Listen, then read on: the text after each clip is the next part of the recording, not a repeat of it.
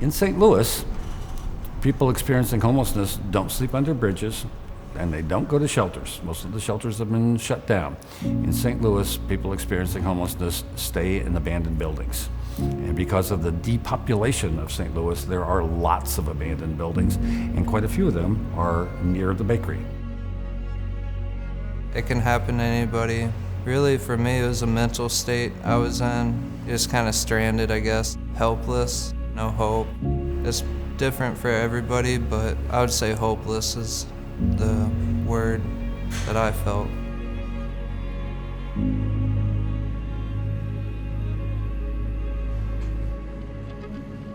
Bridgebread is a social enterprise, meaning it's at the intersection of being a business and being a charity that exists for the purpose of providing supportive employment to people that are experiencing homelessness. We didn't set out to be a bakery, and we set out to try to figure out what could we do that would be a job that would meet people who are living on the street where they are, accept them as they are, and allow them to do productive work, regain hope, learn a skill, take pride in what they're doing. Then I had a dream where I was baking bread at a homeless shelter and got up and said, I guess that's the idea. We talked about it quite a bit. I had a lot of questions because I'm a detail person. So how would we do this? How would we do that? When? How much time would it take? And he finally said, this would change our lives. Are you in? And I said, yeah, it's definitely changed our lives. Before this, we lived in our own little bubble, only aware of what was going on in our neighborhood and not really understanding anything beyond that. So it's made a big change. It's amazing how little people understand, really understand about homelessness and poverty. I thought I had it figured out after a year, and then I thought I had it figured out after 3 years, and then after 5 years, I look back and go, what was I thinking? Because it takes a long time before you really understand what's going on. Our original intent was clearly to serve the folks who would be baking in the kitchen, and indeed, that is by far the most intense relationships that we have. That's the primary focus, but it's also really important for us that we get the word out to the community, letting them know that people experiencing homelessness are not throwaway people. Many churches I've gone to in the past have wanted to serve their own members, which is fine, and there's nothing wrong with that, but they're focused on that to the exclusion of focusing outside the church. What are the needs in your neighborhood? Who are the people falling through the cracks who have no one to help them? That's what Jesus did. That's what we should all be doing, looking for those who are neglected. The homeless are just our everyday people, and they just made a right turn, we made a left turn, but they're human beings.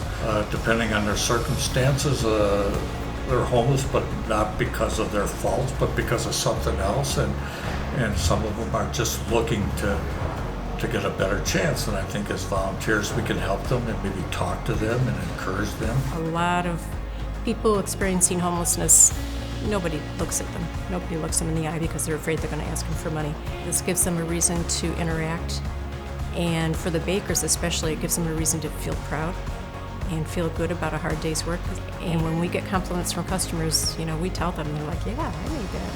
When you've been beaten down by losses that ended up with basically everybody you know and everything that you know being abandoned, families abandon you don't have your dog anymore, your car doesn't run. You've just had loss after loss after loss. That means you've had a lot of things that failed for you. You've got an attitude that basically says, I'm homeless and it's never going to get better. They go into the kitchen and it's not run. The kitchen isn't run by the old white guy. It's run by people who were in exactly the same circumstance they were in when they were hired. They're going to come in and they're going to say, oh, all these folks were on the street too. And I think even on the very first day, they might just get a glimmer of hope that if they can make it, maybe I can make it too. Feels bad when you don't have a job or anything, you're not productive, so made a big difference. I actually enjoy life now and got me more prepared to know how to work better and all that stuff. Rather than just skills training, I think that rebuilding that self-esteem and that pride is the first step, because then they go, all right, if I can do something good, can I get these things straightened out in my life? Can I get my warrants resolved? Can I Can I rebuild relationships with my family? Can I get a checking account? Can I get my teeth fixed? Yeah, I feel a lot better about myself. I don't have the anger I used to have. Just all the main pieces of my life are together now. I'm actually just started talking to my mom and dad not too long ago. It was like 5 years I didn't talk to them. So yeah, piece by piece it's coming together. So I feel a lot better, been more stable mentally, dramatically changed my life.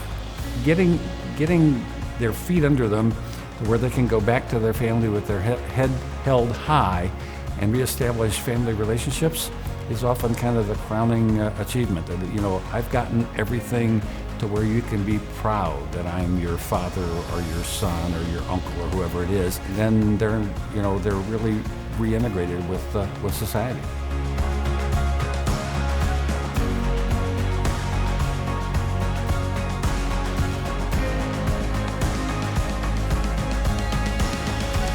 It doesn't work to shove Jesus in somebody's face. It doesn't work. Don't try.